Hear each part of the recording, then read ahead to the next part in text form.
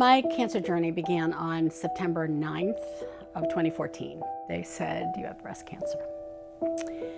And I started to cry for like 20 seconds. And I just felt like, you know what, I just can't cry about this. I just have to figure out what I'm going to do. I had a lumpectomy a week later. They advised that I have chemotherapy and radiation and 5 to 10 years of follow-up medication. It was very sobering. And one of the dots that I connected in that process was the importance of prevention of cancer in the first place. We're the only independent research organization that's focused specifically on finding the environmental links to breast cancer. The chemicals that we're studying can also affect other kinds of cancer, brain development, asthma, fertility. As we understand and eliminate these toxics, we'll have even wider impact. Our research has led to some important changes nationwide, so now you can buy safer products as a result of our work. We want to bring our knowledge to college campuses, where it's so important that young people have a safe environment. That's why we started the Healthy Green Campus Project.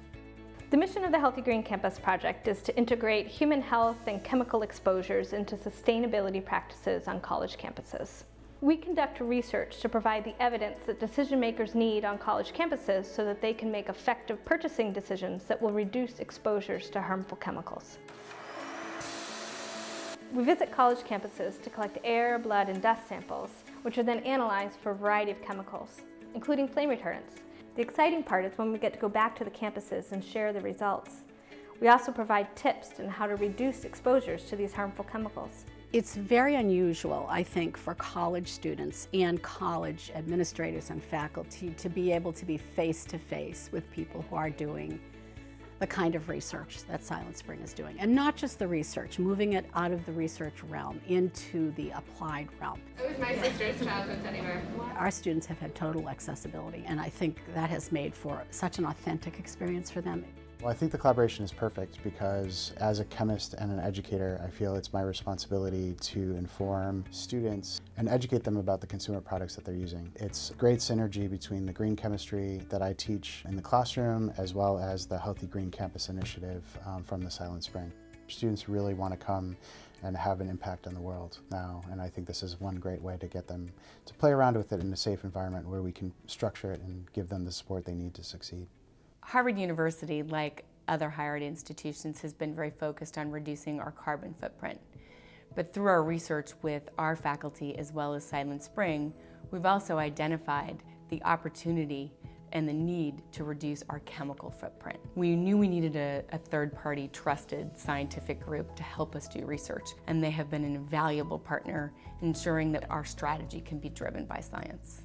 We're really seeing this snowball effect. We brought our research to college campuses, which then led to policy changes within the city of Boston. And as a result of that, other companies like Blue Cross Blue Shield and Partners Healthcare have been able to change their purchasing practices to move away from harmful chemicals. It's really just the tip of the iceberg in how we can engage different stakeholders and really scale this movement up. This is an important discussion, and we're talking about public safety and public health here together. March 2016, we were very excited. We were able to pass changes to the Boston Fire Code that would remove the requirement of certain carcinogenic chemicals from our upholstered furniture and public buildings. We've already heard from numerous institutional purchasers of not only are they now able to get the new furniture without these chemicals in them, but it's cheaper. They're saving money. And for a lot of our nonprofits, for Boston Public Schools, for city government, that's really important where every dollar counts. Silent Spring has been invaluable for Blue Cross in a couple of different ways. The first certainly was the build out of our new headquarters here in Boston and all of the education and the materials and the guidance they gave us on creating a really healthy, non-toxic environment. Silent Spring has also come to our office and given talks to our employees to educate them.